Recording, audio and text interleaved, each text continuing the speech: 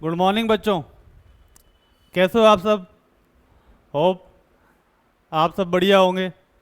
तो कल अपने जो टॉपिक किए वो थे निबिड़ संकुलन। निबिड़ संकुलन में अपनों ने क्या पढ़ा था। अपने कुछ टॉपिक डिस्कस किए थे। वो टॉपिक थे वर्गाकार निबिड़ संकुलन, षटकोणीय निबिड़ संकुलन, और ये निबिड़ संकुलन अपने 2D और 3D में भी पढ़े थे। 3D में अपने एक नया निबिड़ संकुलन पढ़ा था और वो था अपने पास वर्गाकार निबिड़ संकुलन। आज का अपना टॉपिक है रिक्ति या वॉइड। ये होता है खाली स्थान। इसमें क्या होता है कि किसी निबिड़ संकुलन में गोलों की व्यवस्था के दौरान कुछ स्थान खाली रह जाता है और वो खाली स्थान अपने पास क्या कहलाता है, रिक्ति कहलाता है। तो अपने लिखेंगे किसी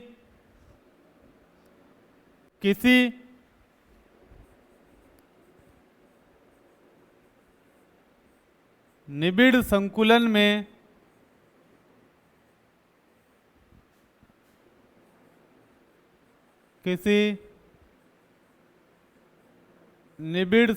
में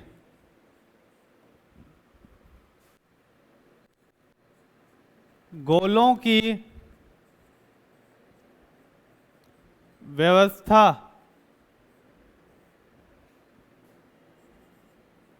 के दौरान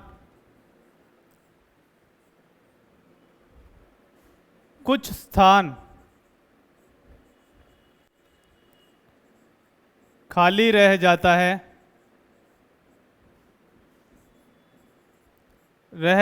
है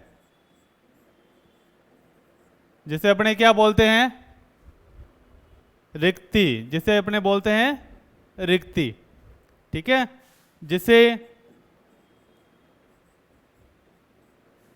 रिक्ति कहते हैं। जिसे क्या कहते हैं, रिक्ति कहते हैं। अब सिंपल सी बात है, गोले आप किसी भी प्रकार से अरेंज कर लो, व्यवस्थित कर लो, परंतु उसके बीच में कुछ ना कुछ खाली स्थान रह ही जाता है और वो खाली स्थान क्या कहलाता है, रिक्ति कहलाता है, वॉइड कहलाता है। अब रिक्तियां कितने प्रकार की होती है, तो अपने डिस्कस करते हैं। पहला जो टाइप है वो अपने पास है चतुष्फलकीय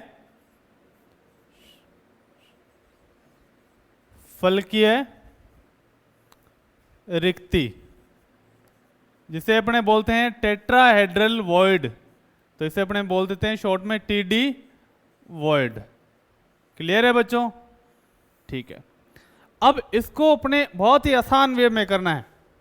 देखो, ये है अपने पास प्रथम परत। ये क्या कौन सी परत है अपने पास, प्रथम परत। तो सिंपल सी परिभाषा है, प्रथम परत की वे रिक्तियां, ये प्रथम परत की रिक्ति है, ये प्रथम परत की रिक्ति है, यानी वॉइड है, रिक्ति।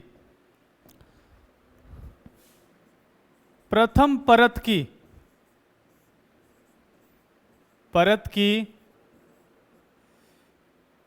वे रिक्तियां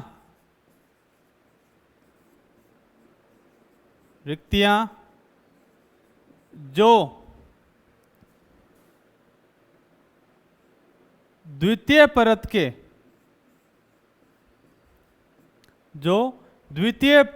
के गोलों द्वारा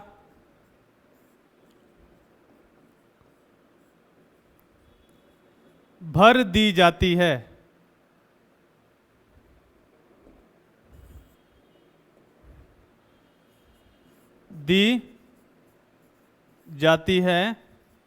क्या कहलाती है, चतुष्फलकीय रिक्ति कहलाती है।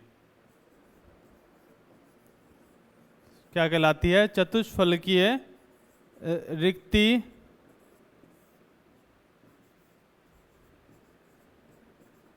कहलाती है, टीडी वॉइड। अब देखो आपके पास ये प्रथम परत है, क्लियर है, और इसमें जो रिक्ति होगी वो कौन सी होगी, प्रथम परत की रिक्ति होगी। अगर मैं क्या करूं, एक दूसरी परत लेके आऊं और प्रथम परत की रिक्तियों को मेरे को भरना है, तो ये आसानी से भर दी जाएगी। यानी प्रथम परत की वो रिक्तियां जो द्वितीय परत के द्वारा भर दी जाती है वो कौन सी होती है, चतुष्फलकीय रिक्ति। अब इसे चतुष्फलकीय क्यों बोलते हैं, तो देखिए ध्यान से, सभी के कोने मिलाते हैं तो नीचे वाले जो गोले हैं उनके कोने को मिलाएंगे तो क्या बनेगा, एक त्रिभुज, और ऊपर वाले के गोलों के केंद्र को मिलाएंगे तो क्या बनेगा अपने पास, एक चतुष्फलक बन जाएगा ना, एक फलक, दो फलक, तीन फलक और एक नीचे वाला फलक। तो इसलिए इसे बोलते हैं एक चतुष्फलकीय रिक्ति, क्योंकि इसमें क्या बनता है, एक चतुष्क फलक का निर्माण होता है। क्लियर है। तो अब नेक्स्ट पॉइंट है जो अपने पास दूसरी रिक्ति आती है, वो है अपने पास अष्टफलकीय रिक्ति। कौन सी है, अष्टफलकीय रिक्ति। तो इसे भी अपने बहुत ही ध्यान से देखेंगे और बढ़िया तरीके से देखेंगे। करें स्टार्ट, ठीक है। तो पॉइंट लिखते हैं अपने, दूसरा जो रिक्ति है अपने पास वो है अष्टफलकीय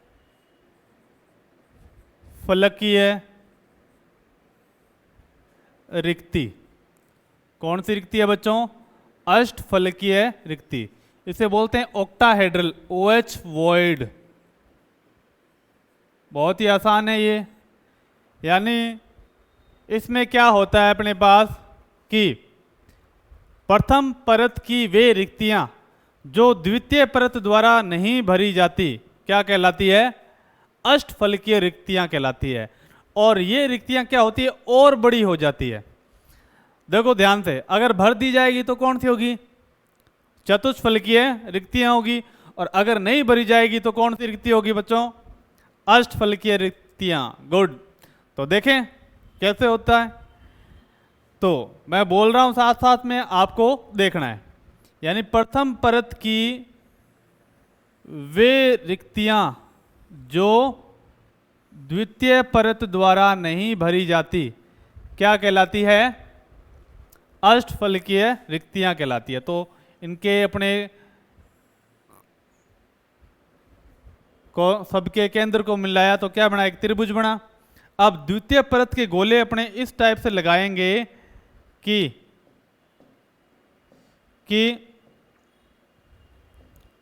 ये प्रथम परत की रिक्तियों को ना भर पाएं। क्लियर है।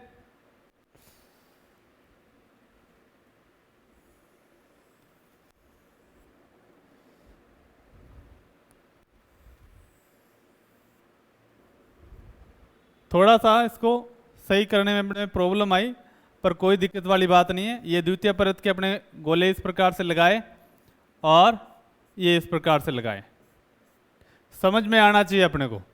और इसे अपने इस टाइप से लगाया तो ये क्या बन गया, एक अष्टफलक बन गया। क्या बन गया, अष्टफलक बन गया। इसमें 8 फलक होते हैं। क्लियर है बच्चों, 8 फलक। कैसे, मैं आपको एक एग्जाम्पल से बताऊंगा। अब ये जो इसकी रिक्ति है, ये जो इसकी रिक्ति है क्या है, रिक्ति। ये जो रिक्ति है ये दूसरी परत के द्वारा नहीं भरी गई, नहीं भरी गई और ज़्यादा बड़ी होगी। क्लियर है। इसे क्या बोलते हैं अपने, अष्टफलकीय, अष्टफलकीय रिक्ति बोलते हैं। क्या बोलते हैं बच्चों इसे, अष्टफलकीय रिक्ति बोला जाता है। क्लियर है इधर, ठीक है। अब देखो दोबारा बता रहा हूं मैं और साथ में इसे नोट कर देता हूं। प्रथम परत की परत की वे प्रथम परत की वे रिक्तियां जो द्वितीय परत द्वारा नहीं भरी जाती।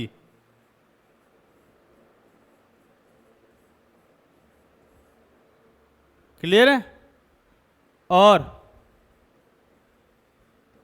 बड़ी हो जाती है, वह और बड़ी हो जाती है, हो जाती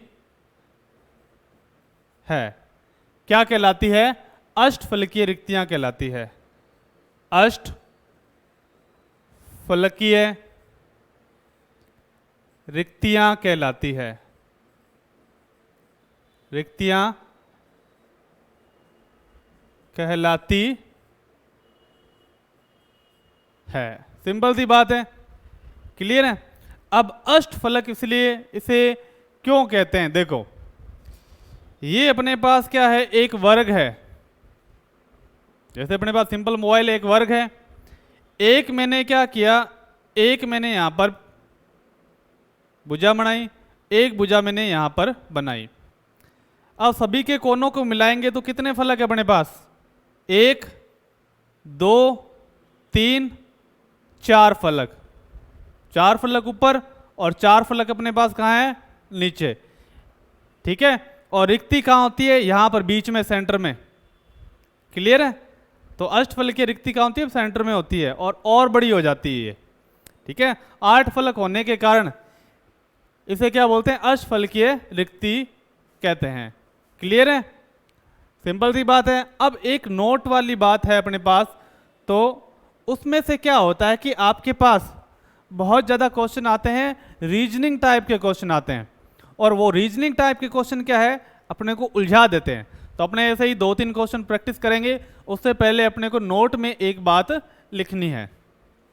तो नोट में बात ये है, नोट डाल देते हैं अपने। 2000 रुपये का ज़्यादा इंपॉर्टेंट है तो 2000 रुपये का नोट डाला। अगर कम इंपॉर्टेंट होता तो अपने 500 में ही काम चला लेते। ठीक है? तो नोट ये है कि अगर किसी एकक कोष्ठिका में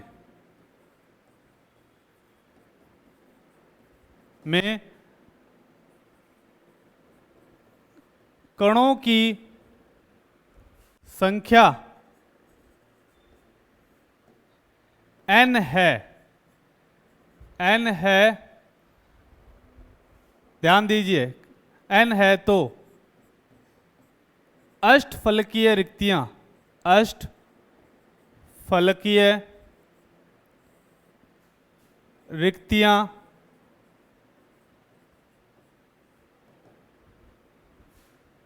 भी n होगी। अष्टफलकीय रिक्तियां भी क्या होगी? n होगी।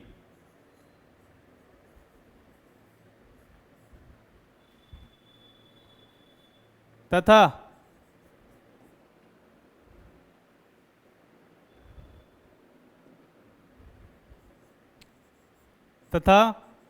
चतुष्फलकीय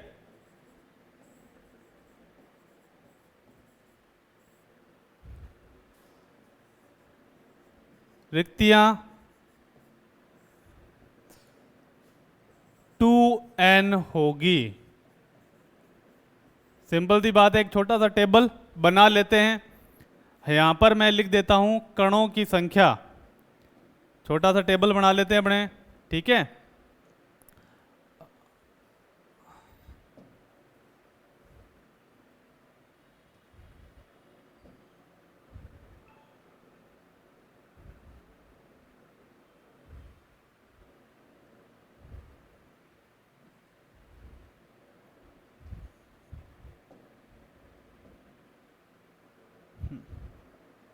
इसको रहने देते अपने।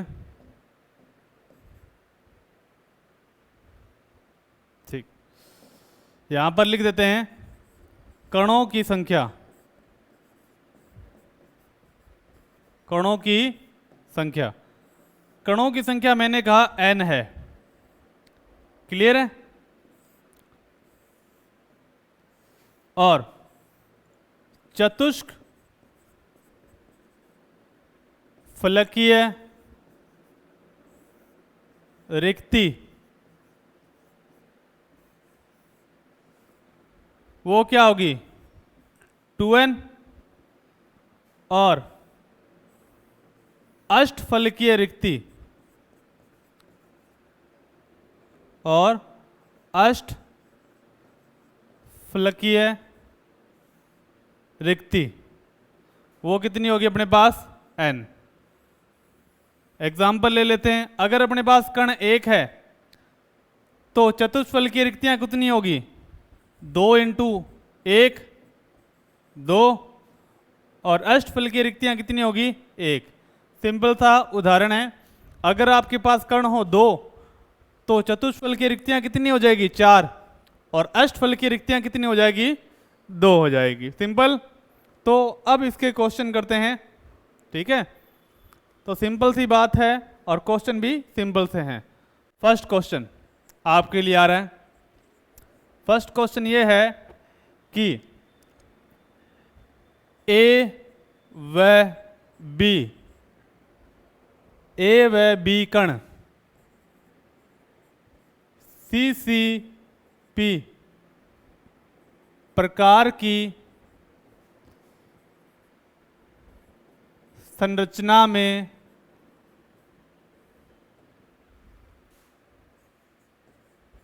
क्रिस्टलीकृत हैं, क्रिस्टलीकृत हैं। क्लियर है। ए कण CCP का निर्माण करता है। ए कण किसका निर्माण करता है CCP का निर्माण करता है, तथा बी कण सभी अष्टफलकीय रिक्तियों में है, कि ये रिक्तियों में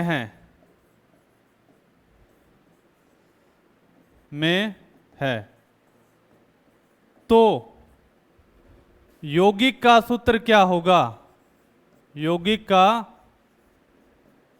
सूत्र क्या होगा। तो सबसे पहली बात कि कण कितने हैं 2, और किसमें क्रिस्टलीकृत है CCP प्रकार की संरचना में क्रिस्टलीकृत है।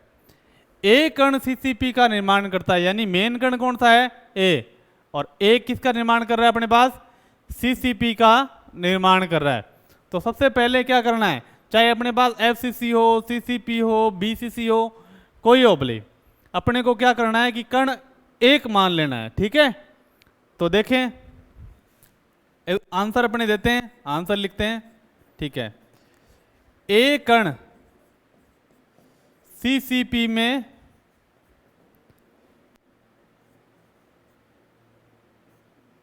ए कण CCP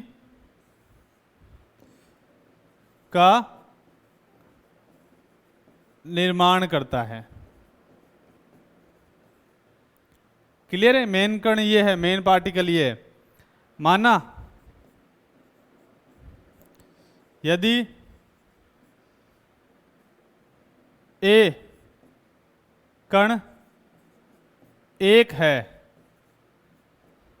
ठीक है, और मैंने बताया अगर कण 1 है तो चतुष्फलकीय या अष्टफलकीय रिक्तियों की संख्या भी आपको कैलकुलेट करनी मैंने बताई थी।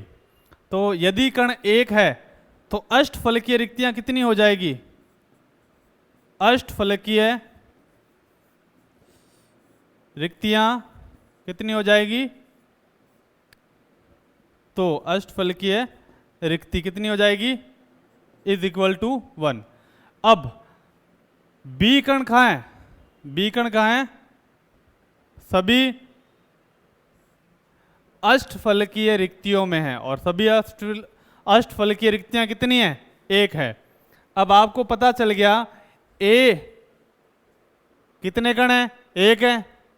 और बी सभी अष्टफलकीय रिक्तियों में है, तो अष्टफलकीय रिक्तियां अपने पास कितनी हैं? एक है। तो एक रिक्ति में कितने कण जाएंगे?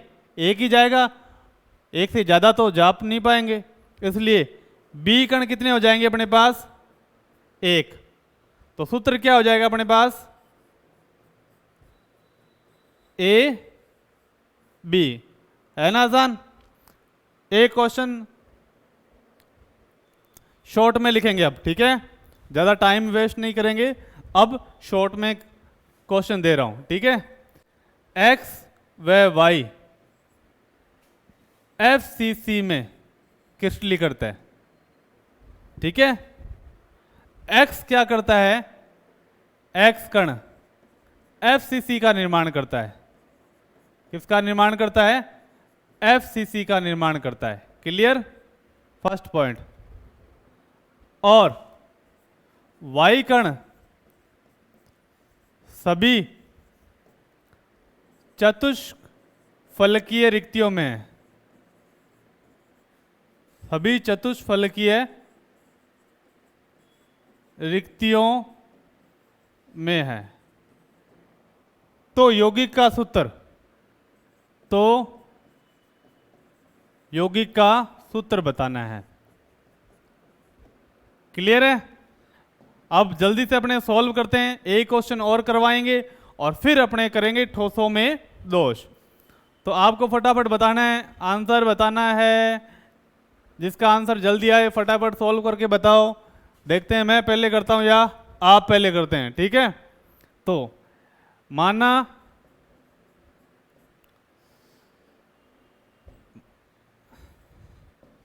लिखना है एक्स कण एफसीसी का निर्माण करता है, का निर्माण करता है। क्लियर? ठीक है। यदि एफसीसी में एक्स कण एक हो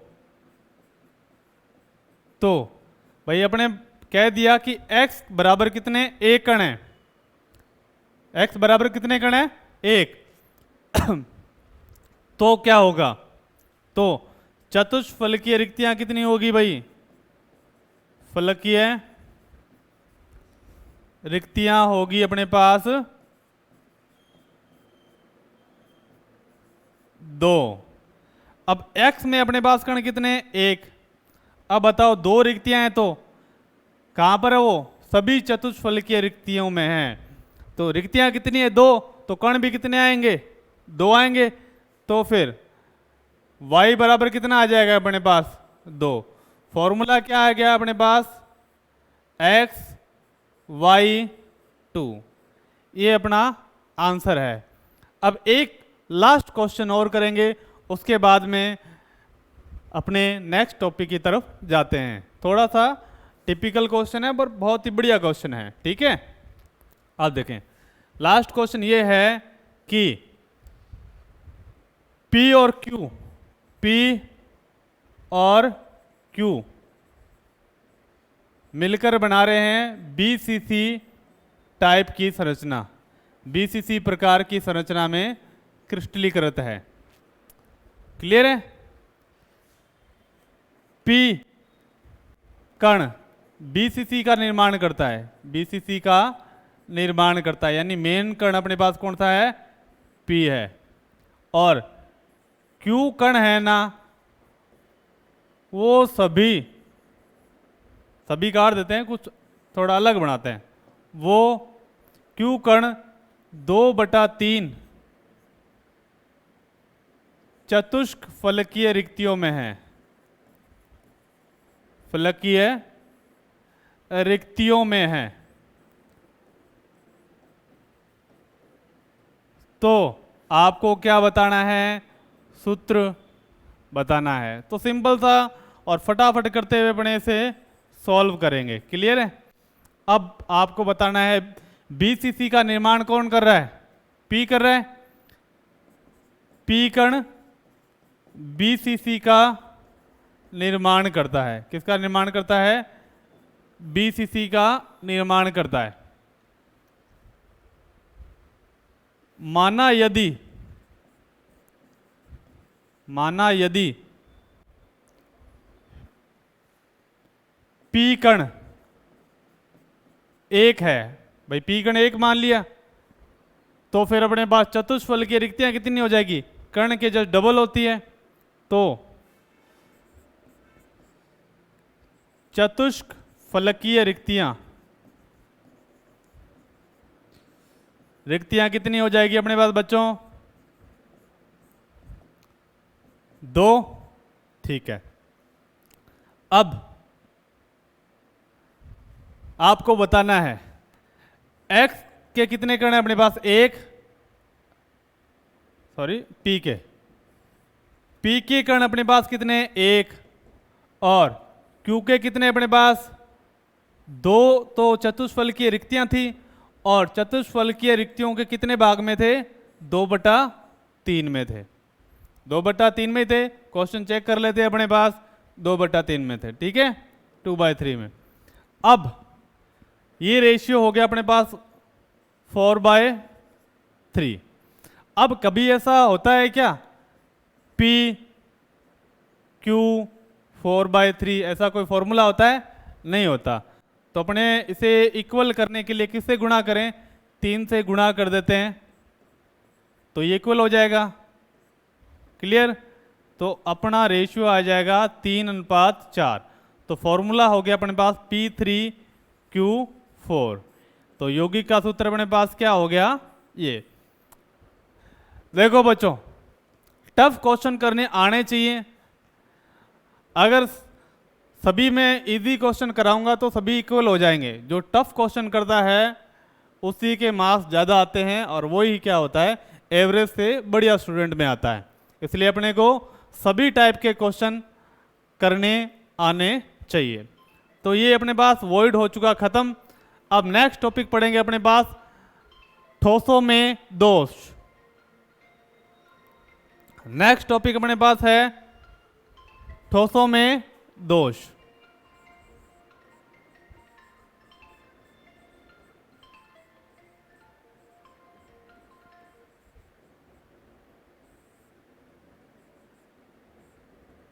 बहुत ही बढ़िया टॉपिक है। तो ठोसों में दोष पढ़ना है अपने को। दोष क्या होते हैं?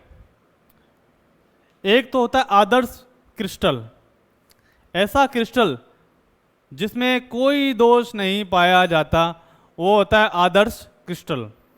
एक होता है आदर्श आदमी, ऐसा आदमी जो कभी झूठ नहीं बोलता, हमेशा ईमानदार रहता है, कुछ भी गलत काम नहीं करता, कुछ भी आलतू फालतू चीज़ें नहीं करता। तो ऐसा आदमी होना संभव है क्या? जाहिर सी बात है, 99% लोग यही कहेंगे कि ऐसा संभव नहीं है ना? तो ऐसे ठोस भी संभव नहीं है। तो सबसे पहले बात करते हैं आदर्श ठोस कौन से होते हैं। वो ठोस जिनमें किसी भी प्रकार का दोष नहीं पाया जाता आदर्श ठोस कहलाते हैं। क्लियर है? हाँ। अब क्या होता है कि आदर्श ठोस बनाना संभव नहीं है, क्योंकि कभी तापमान के प्रभाव से, कभी बाह्य दाब के या बल के प्रभाव से, ठीक है, ठोसों में कुछ त्रुटियां आ जाती है। क्या आ जाती है बच्चों? ठोसों में कुछ त्रुटियां आ जाती है, जिसके कारण क्या होती है? उनकी आदर्श व्यवस्था बिगड़ जाती है। आदर्श व्यवस्था बिगड़ जाती है तो उनमें क्या आ जाते हैं अपने पास? दोष। और वो दोष होते हैं अपने पास 2 प्रकार के। ठीक है, तो अपने थ्योरी लिख लेते हैं स्टार्ट से फटाफट से। ठीक है, यहां लिखते हैं। ठीक है, पहले बात करते हैं आदर्श ठोस। आदर्श ठोस वे ठोस जिनमें कोई दोष नहीं पाया जाता। जिनमें कोई दोष नहीं पाया जाता,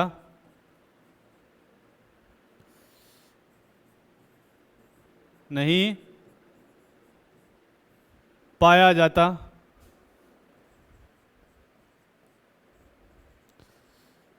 आदर्श ठोस कहलाते हैं।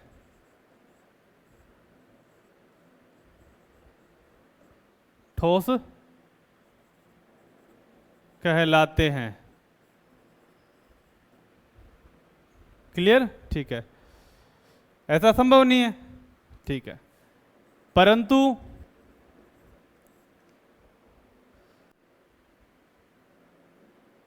बाह्य तापमान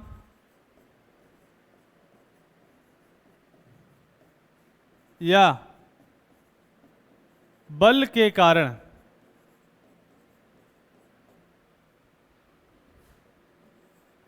ठोसों की संरचना क्या होती है? बदल जाती है, बदल जाती है, जिससे इनमें कुछ त्रुटियां आ जाती है। क्या आ जाती है बच्चों? त्रुटियां आ जाती है। और ये त्रुटियां क्या होती है?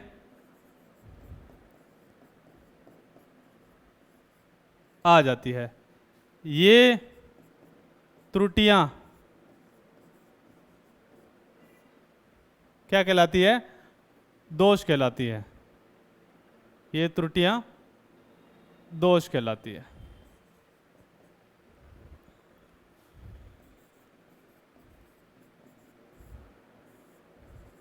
सिंपल सी बात है। अब दोष कितने प्रकार के होते हैं? ठोसों में दोष कितने प्रकार के होते हैं? 2 प्रकार के होते हैं। तो ठोसों में दोष 2 प्रकार के होते हैं और दोषों के प्रकार, ठीक है, दोषों के प्रकार। पहला है अपने पास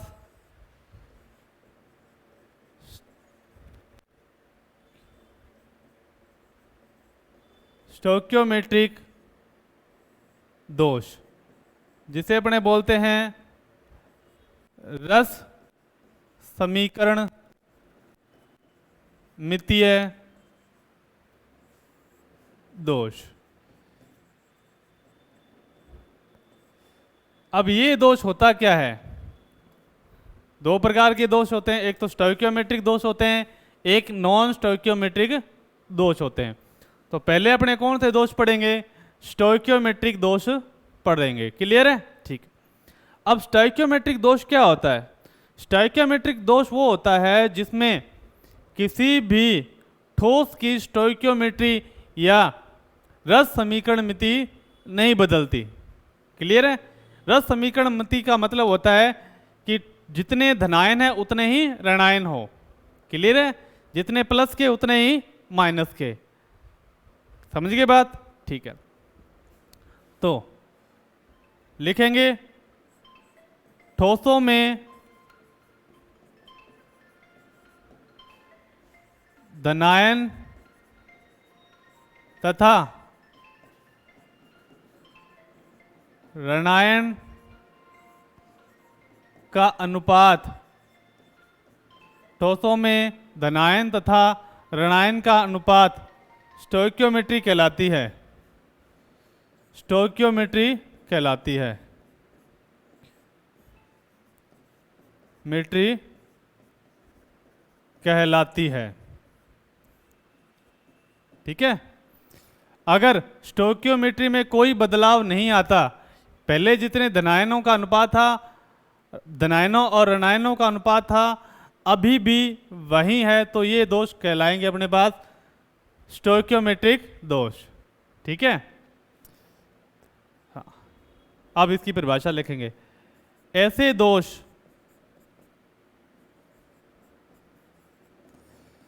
जिनमें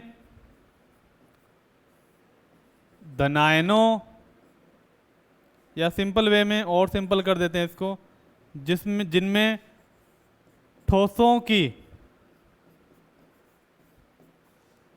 रस समीकरण मिति नहीं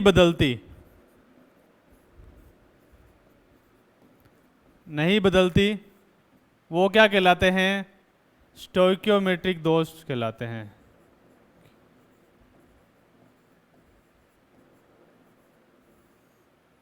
ठीक है, दोष कहलाते हैं। इसके भी आगे टाइप होते हैं, सब टाइप, और वो अपने बहुत इजीली पढ़ लेंगे। क्लियर है? तो धनायनों तथा ऋणायनों का अनुपात क्या होता है? अपने पास स्टोइकियोमेट्री होती है। ठीक है, और ऐसे दोष जिनमें ठोसों की रस समीकरणमिति यानी स्टोइकियोमेट्री नहीं बदलती, स्टोइकियोमेट्री दोष कहलाते हैं। अब ये है कौन कौन से, तो वो पढ़ेंगे अपने। ठीक है, ए फर्स्ट से डाल देते हैं। क्लियर? फर्स्ट अपने पास है अंतराकाशी दोष। अंतराकाशी दोष, अंतराकाशी दोष। हाँ। अब एक डायग्राम की सहायता से इसे समझेंगे। बात याद रखनी है कि इसमें स्टोइकियोमेट्री नहीं बदलेगी, रस समीकरण मिति नहीं बदलेंगे।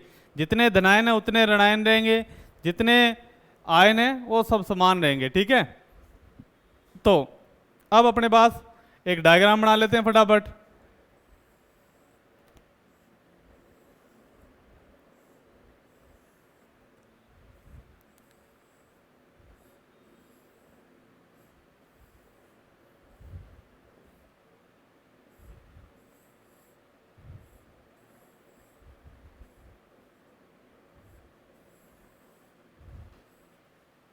देखो बच्चों, अब अपने पास क्या है? ये है ए बी ए, ए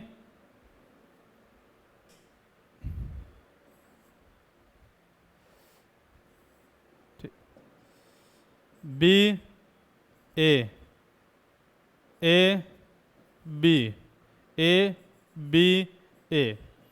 जितने ए है उतने ही अपने पास बी होने चाहिए। क्लियर है? अब ये इसका अनुपात बदलना नहीं चाहिए। ठीक है, एक और बना देते हैं ताकि ये एकदम क्लियर तरीके से हो जाए। अनुपात बराबर रहना चाहिए। हाँ,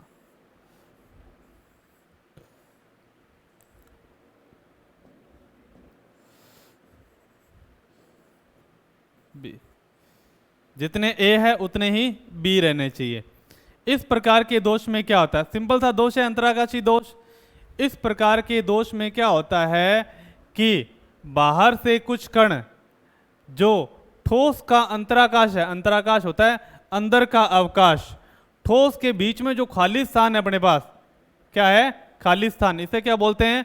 अंतराकाश, अंतराकाश बोलते हैं। ठीक है, इस खाली स्थान को क्या बोलते हैं? अंतराकाश। बाहर से कुछ कण बराबर संख्या में यहां आ जाते हैं। मान लो एक ए आया यहां पर और एक आ गया अपने पास बी, तो अनुपात नहीं बदला। जितने ए पहले थे उतने ए अब रहेंगे। अनुपात की बात हो रही है यहां पर। ठीक है, अनुपात सेम रहेगा। जितना ए और बी का अनुपात पहले था, अभी भी ए और बी का अनुपात वही है। तो इस प्रकार के दोष में, इस प्रकार के दोष में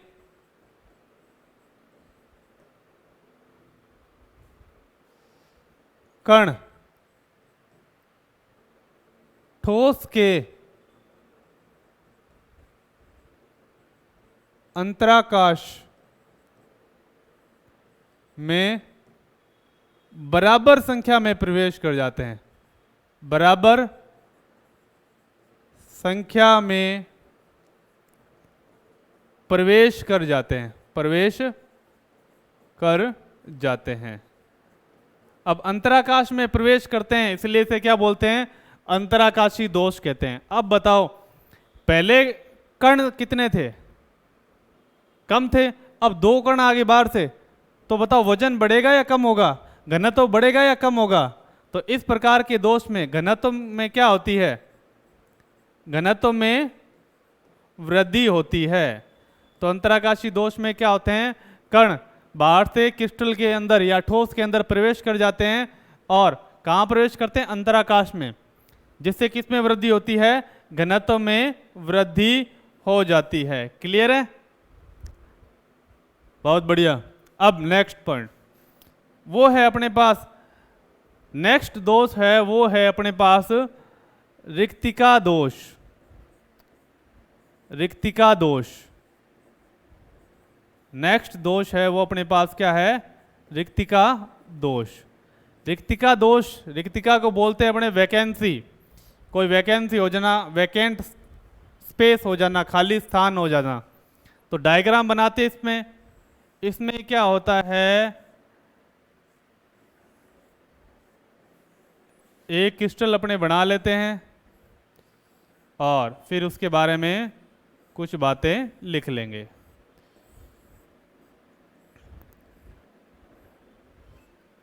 ए B A B A B A B, ठीक है। अब क्या होता है कि इस प्रकार के दोष में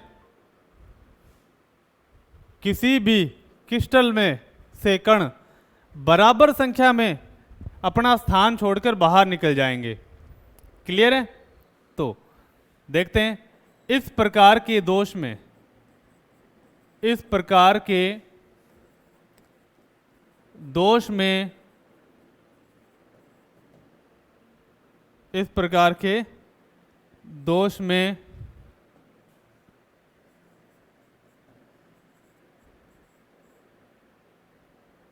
क्रिस्टल के कण बराबर संख्या में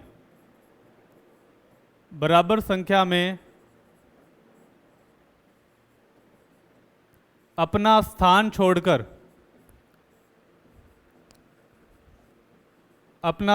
छोड़कर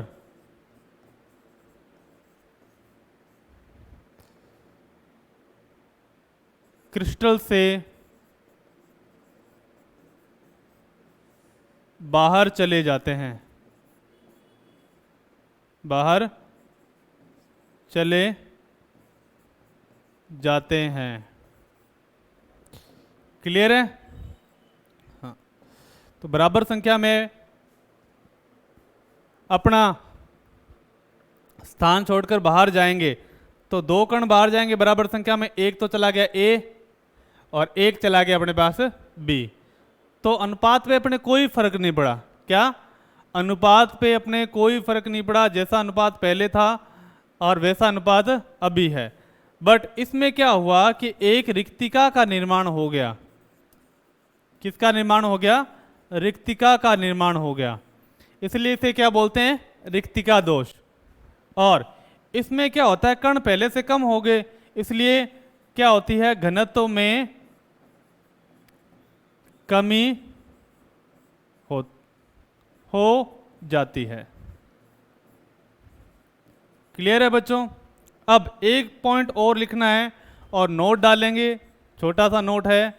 नोट में ये है कि रिक्तिका व अंतराकाशी दोष, रिक्तिका व अंतराकाशी दोष, अंतराकाशी दोष सिर्फ सहसंयोजक ठोसों में ही पाए जाते हैं, ठोसों में ही पाए जाते हैं, ही पाए जाते हैं। ये बात याद रखनी है, किस में पाए जाते हैं, सहसंयोजक ठोसों में ही पाए जाते हैं। क्लियर है। रिक्तिका और अंतराकाशी दोष किस में पाए जाते हैं, सहसंयोजक ठोसों में ही पाए जाते हैं। और याद रखना है कि आज जो टॉपिक अपने किए, आज जो टॉपिक अपने किए वो बहुत ही मेन टॉपिक है अपने एग्जाम के हिसाब से। कल अपने जो टॉपिक स्टार्ट करेंगे वो है अपने पास शॉर्टकी और फ्रैंकल दोष, और उसके बाद अपने करेंगे नॉन स्टाइक्योमेट्रिक दोष। तो उससे पहले क्या करना है अपने को, आज वाला टॉपिक पूरे बढ़िया तरीके से रिवाइज करना है, उसके क्वेश्चन करने हैं, और कोई भी आपको डाउट हो तो तुरंत क्या करना है, कमेंट सेक्शन में अपने कमेंट डाल के पूछना है। Thank you.